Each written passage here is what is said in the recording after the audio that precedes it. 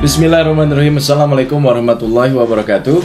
Halo sahabat, kita berjumpa lagi di Sorotan Rizwanda. Seperti biasa, saya tidak sendiri. Sudah hadir di tengah-tengah kita ada Kang Rizwanda PhD. Beliau adalah akselerator kebijakan. Ya, yang akan kita bahas tentu saja yang berkaitan dengan masalah kebijakan publik ya, Kang Riz. Dan sudah kalau tidak salah beberapa edisi kita membahas kebijakan publik yang ada kaitannya dengan isu-isu perkotaan. Kali ini kita akan membahas kebijakan publik yang ada relevansinya dengan isu kesehatan, Kang. Tentu saja isu kesehatan ini menjadi salah satu dimensi ya kebijakan publik di perkotaan ya, tentu saja Kang Riz ya. Dan kita melihat bahwa bagaimana pemerintah menggalakkan BPJS Kesehatan ini tidak main-main ya. Banyak hal yang dilakukan oleh pemerintah. Sejatinya BPJS Kesehatan adalah untuk memudahkan akses masyarakat ke layanan kesehatan tentu saja. Nah, tetapi banyak sekali persoalan-persoalan yang ada di BPJS Kesehatan. Mulai dari bagaimana rumah sakit ketika mengklaim ya tagihan ke BPJS Kesehatan itu mengalami kesulitan, sehingga ini berimplikasi kepada kualitas layanan masyarakat. Kemudian juga untuk mengatasi itu, pemerintah sekarang mewajibkan seluruh masyarakat menjadi peserta BPJS Kesehatan. Sebagai imbasnya ketika tidak menjadi peserta BPJS Kesehatan, maka masyarakat akan kesulitan ketika harus mengurus hal-hal yang berkaitan dengan layanan publik. Sebut saja seperti perpanjangan STNK, ya, pembuatan SIM, dan kabarnya sampai kepada naik haji ini. Jadi banyak yang tidak bisa didapatkan oleh masyarakat ketika belum menjadi peserta BPJS Kesehatan. Ini ada kesulitan-kesulitan masyarakat ketika ingin menjadi peserta BPJS Kesehatan. Salah satunya adalah ketika masyarakat ingin mendaftar sebagai peserta BPJS Kesehatan, jadi harus secara online. Jadi calon peserta mendapatkan link, begitu diklik maka akan diberikan link formulir.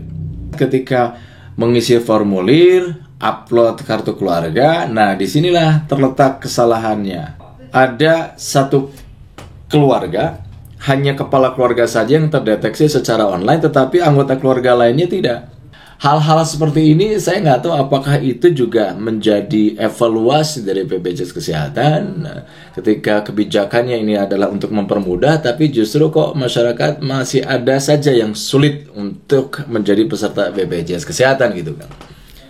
Betul Kang Ijul, jadi ada beberapa dimensi bahasan yang bisa kita kupas ya soal BPJS Kesehatan. Yang pertama, sebagai pengantar, karakteristik kebijakan publik di Indonesia kan memang marwahnya itu selalu gagah di atas kertas tapi kemudian gugup di tataran eksekusi. Nah, kenapa bisa begitu? Karena data belum berubah menjadi informasi. Nah, apa sederhananya? Misalnya seperti ini. Nah, pada saat kita bicara single entry data, kan memang niat baiknya adalah bahwa NIK kita itu menjadi single entry data ya, menjadi identitas yang tunggal untuk cita-cita satu data Indonesia. Bagus. Hanya permasalahannya adalah pada fase siklus kebijakan yang dilewati oleh pemerintah adalah masa sosialisasi sederhana seperti itu ya. Ada sunset policy lah. Kalau memang harus ada compulsory punishment dalam hal ini ya diberikan rentang waktu, apakah mungkin 1 termin 6 bulan gitu ya, atau mungkin 1 tahun, sehingga pada tahun kedua ini bisa direevaluasi. Misal tadi kan saya sebagai pengantar menyebut data harus diubah dulu menjadi informasi. Contoh, berapa sih persentase masyarakat yang accessible terhadap layanan form online? Nah, jangan-jangan ada diskrepansi di sini. Diskrepansinya misalnya kesenjangan digital, kan belum tentu juga bahwa kesenjangan digital belum sahabat sorotan Rizwanda, digital divide atau kesenjangan digital bukan berarti bahwa harus selalu diartikan dengan gagap teknologi ya. Mungkin orang sudah paham, tinggal klik link, tapi kan kemudian permasalahannya dengan teknologi atau isian form digital adalah tidak adanya proses tanya jawab, kan begitu ya. Ada sih helpline ya, atau help desk, ataupun mesin yang mencoba menjawab keluhan-keluhan daripada pengakses. Hanya problemnya, nah di sini tercipta nih keompongannya atau digital divide-nya.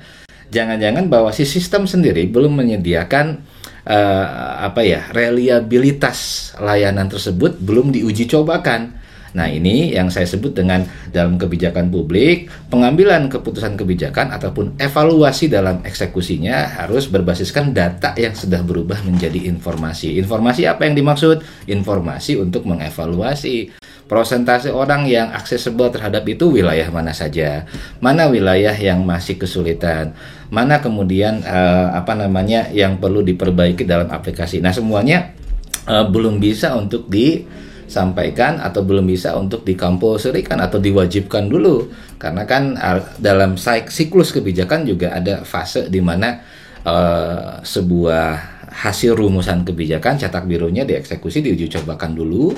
Ini bukan public hearing loh. Sekali lagi, public hearing kan pada saat dirumuskan, tapi ini lebih ke arah menganalisis penerapan ini di lapangan untuk kemudian dievaluasi. Baru kan tidak masalah kalau kemudian ini dijadikan sebuah kebijakan yang baru lagi, atau namanya sama agar tidak membuat bingung publik, tapi kemudian dengan perbaikan di tataran petunjuk pelaksanaannya di lapangan. Artinya ketika sebuah kebijakan baru dikeluarkan, konteksnya misalkan dalam hal ini adalah BPJS Kesehatan ya, untuk memberikan layanan yang lebih baik kepada masyarakat, ini gapnya terjadi di mana kan? Apakah di internalnya?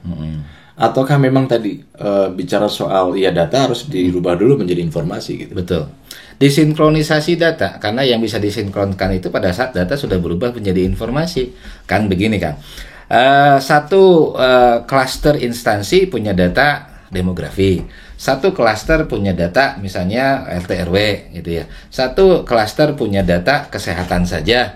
Kan semuanya harus berubah dulu menjadi informasi, kemudian dia baru bisa disinkronkan atau ditelaah di mana nih letak kekurangan sistem tersebut gitu.